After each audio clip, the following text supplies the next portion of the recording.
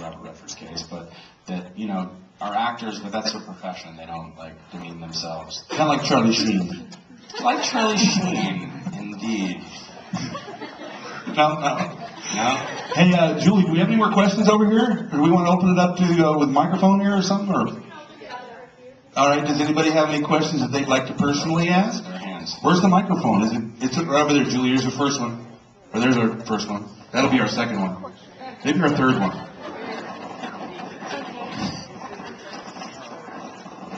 And she's got the fuzzy microphone. Yeah. It's not me. Hi, my name is Sandy, and obviously I'm not, you know, in your age group. And You are in my age. Young lady. No, wait a minute. Young lady, that attitude is going to get you in a lot of trouble. Okay, oh yeah, okay. You're in my age. I am actually the president. You are in my age group. Listen, in like Ben Mckenzie in our area, Yes. we watch you, and I just want to tell you that a lot of people were watching the OC because everybody was young and that kind of thing. I didn't watch it for that. I thought you were a phenomenal actor, and I was disappointed when I didn't see you spring back into something really great right after that. And I go like, where is he? And again, it's not like, you know, the little teen mob, you know, idols and stuff. And I was really glad that what you chose was an astounding effort, and it portrays you as you, and it takes you to all your actor's ability and limits. And what else is in store besides this? Movies? Well, first of all, thank you. That's very sweet. That's very, very kind. Thank you very much. I really, I appreciate that. You know, the truth of the matter is that Hollywood is a very strange place, and it's very difficult to get your second break. It's difficult to get your first break, to be honest with you, but to get your second is even harder. And so I had to be very patient, and I wasn't necessarily looking to do television again. Actually, the OC only went off the air in 2007, and we shot the pilot of Southland in 2009, so it had only been about 2 years, just a little bit more. And the reason that I decided to do Southland is based on the script and based on the quality of the people behind the camera. John Wells, who produced ER and The West Wing, China Beach, all sorts of really, really critically acclaimed and popular shows. So that's the reason why I decided to do Southland. But it takes a lot of patience, and unfortunately, Los Angeles is the entertainment business is a business that does tend to stereotype and put people in a box. And I would like to think that it's not that I'm not grateful for the OC, it's that I believe that I'm an actor and an artist, and I'm capable of doing things that are more mature than the OC, and I hope that I'll get the opportunity to do things like Southland for years to come. But that's sort on of the right track in that department. Going from one extreme to the other. Right. So it just took some patience, but you know, now that I'm on Southland, that's kind of what I'm focused on right now. For the time being, we have to wait and see if the show's going to get picked up because I'm under contract for the show. So hopefully he'll be there for the next 10 years and have a job. Exactly. All right, who's next? Thanks. We have another question right over here in the middle. Hi. I was wondering, do you have to do a lot of gun training for the show? And if so, are you a good shot? Yes, we had to do a little bit of gun training.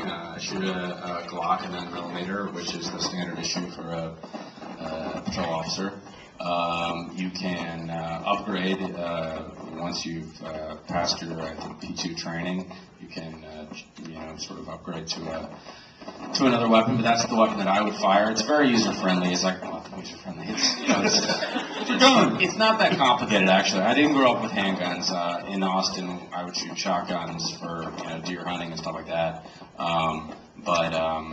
But firing a handgun was a new thing for me, and it took a little bit of practice. But yeah, I mean, I'm not as good a shot as my character is. He gets a lot more takes, and they squib the guy up, so you hit him in the chest every time. But what do you mean squib the guy up? They put the little packs, blood pack thing. The blood packs underneath the whatever wardrobe he's wearing. Right. So you always you never hit him in like a really terrible place like the kneecap or the genitalia or something. You always hit him right in the chest. But yeah, I'm okay. Actually, Sean Hattasey, interesting little trivia factor. Sean Haddisy, who plays Sammy, is the best shot of the cast. And Kevin Alejandro, who grew up shooting handguns from San Antonio, I believe. Very nice. Anyway. Anything else out there? We have a question? Who's got the microphone over there? Throw it at him. Throw it at him. He's got his hand up in the air. He can catch it. You can catch it. So you a Cowboys fan? Yeah, I am actually, and a Longhorns fan. I'm sorry I got to be leaving the.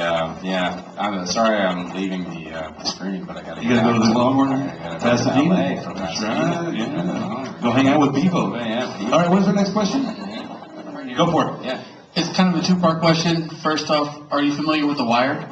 Yeah, absolutely. Okay, well, that's one of my favorite shows ever, and I guess that's what drove me to Southland to begin with.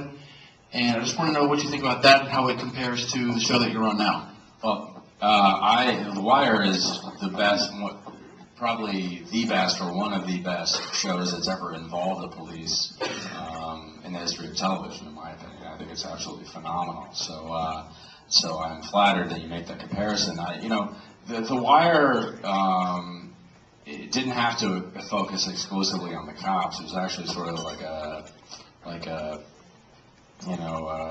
study of the Baltimore area in general, both like crime and law enforcement and just society in general.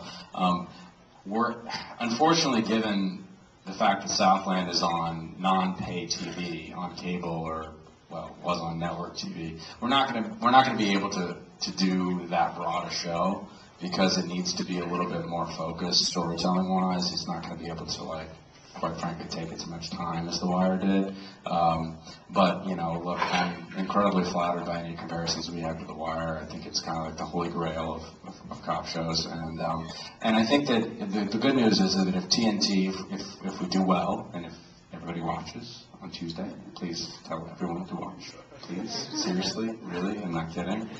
Really watch. Then we'll get you new seasons, and with new seasons and sort of once we get over the hill of getting a little momentum, I think we can, get into stories that, similar to what The Wire was getting into about kind of, crime is really a reflection of the society in which the crime occurs, right? I mean, we don't just rampant drug use and rampant gangs and all these stuff. They don't just come out of nowhere. They come out of a hole in society, and I think.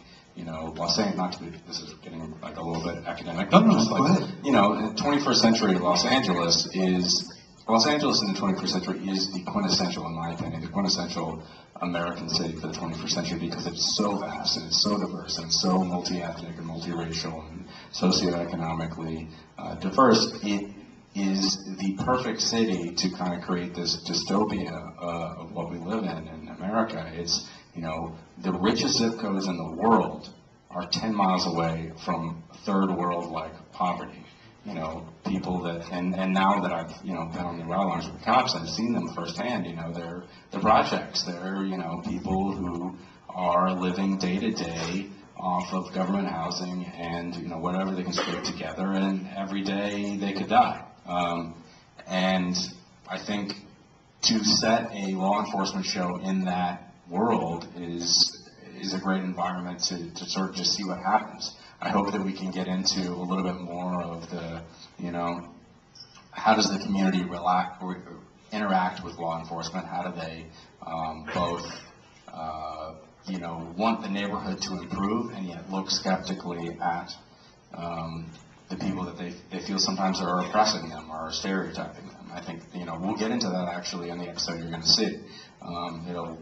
Hopefully it'll grab you because that starts on that. Yeah. Very nice. Well, Ben, way to go, man. That was very in-depth, and we appreciate you coming to Dallas. Long-winded? No, not at all. We appreciate you coming to Dallas to meet your fans here and let them come see the screening. That'll happen, the debut on TNT Tuesday nights at 9 p.m. Central Time. Is that correct? 9 p.m. Central Time. That's absolutely right. And don't forget, the debut is March 2nd.